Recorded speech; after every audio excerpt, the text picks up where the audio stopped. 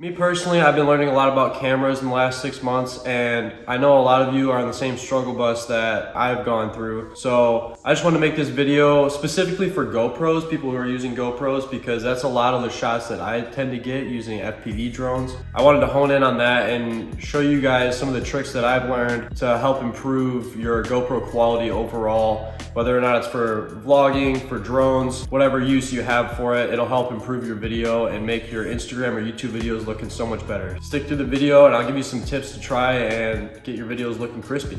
All right, so tip number one, and this really goes for any camera, make sure you're shooting in a high resolution. So this is gonna include 4K, 5K some cameras do now, the GoPro Hero 10, which is what I use a lot of times to film. You can do 5.3K now.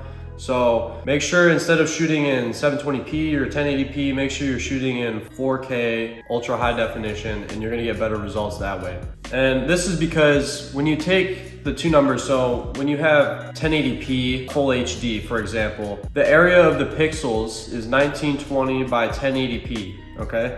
So if you were to multiply those two numbers together, you get 2,073,600 pixels. So now if we do the same thing for UHD 4K, that's 3840 by 2160, you get 8,294,400 pixels. So now if you were to take those two numbers and divide them by each other, that's gonna be the ratio of the two areas, one for full HD and one for UHD. So the number comes out to 4 actually, which makes sense because they call it 4K, right? So it's actually 4 times the image quality of full HD, which is 1080p. So that's why a lot of people shoot in 4K, because you can get much higher image quality and you can do some cropping in without losing the quality that you would in full HD 1080p. Okay, so now that we've changed the basic setting, which is the resolution, we're gonna mess with the bitrate of the video. And this is basically the speed in which your GoPro can write the video file onto the SD card to make it playable to us afterwards when the camera has already captured the video.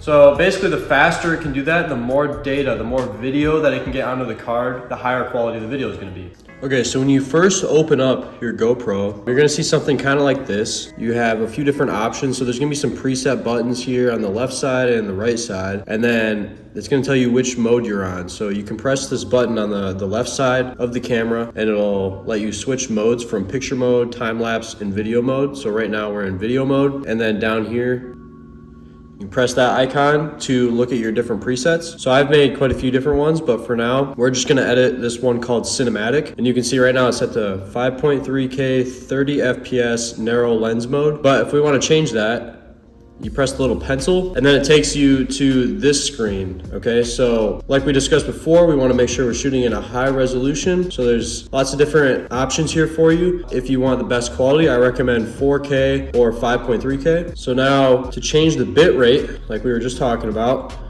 you have the options between standard and high.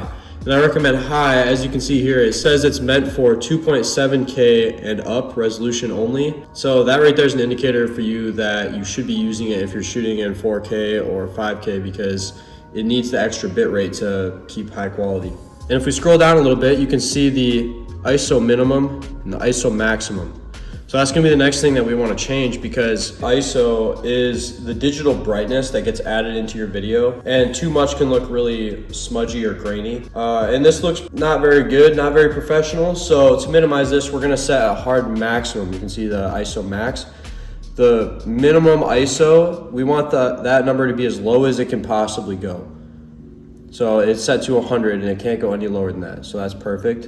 And the ISO max, I have also set to 100 because I want to prioritize keeping the ISO as low as possible, because if you increase the ISO all the way up to 6400, you can't really see it right now because it's a variable between these two numbers, what it's going to choose to use depending on what lighting situation you have. So right now we have enough light coming in, we don't need to pump up the ISO to make the video brighter. So it's probably sitting around 100 ISO still. But if we were to go into a dark room, which I'll show you a few examples of what higher ISO can look like and why it's undesirable. So depending on the application for you, if you're in a little bit of a darker area, or if you just need some extra brightness for your video, you can adjust this to be slightly higher, maybe 400 or 800, or even just 200 to give it a little bit extra brightness.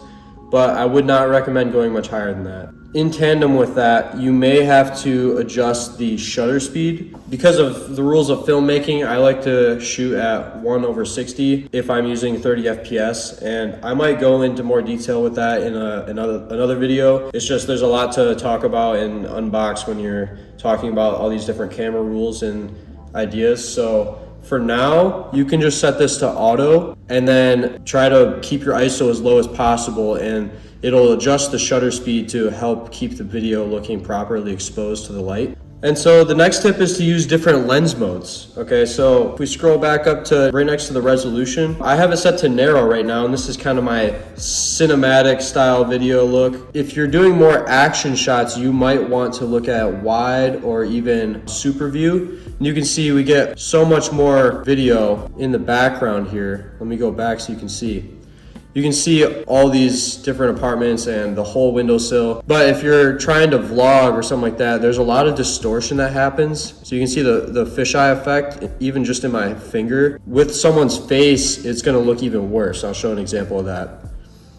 So that's why I typically stick to there. You have all these options. So I do narrow a lot of times, but honestly, linear with horizon leveling is a great option if you're just trying to do like a talking shot. Yeah, so that's pretty much it, guys. If you got a GoPro and you just do these 3 steps, these main steps, you'll see a big improvement in your video. If you have already been implementing these steps and you're still wondering, what am I doing wrong? I upload my videos and they just don't look good. There's gonna be a few other steps along the way when it comes to editing and posting your videos, and maybe even transferring between your computer or your phone or however you're doing it. There's gonna be extra steps that you're gonna need to take to ensure that your quality remains as high as it was when it was originally recorded. But for most of you guys, this will solve the basic problem of just your video just doesn't look that good when you record it out of the camera. So the next steps can come in another video, and I'll explain more of it in the future, and hopefully we can all just keep learning together. So if you guys have any comments you want to add, go ahead and leave them below. Make sure to like the video, subscribe, stick around, and we'll see you guys in the next one. Thanks for watching, everyone.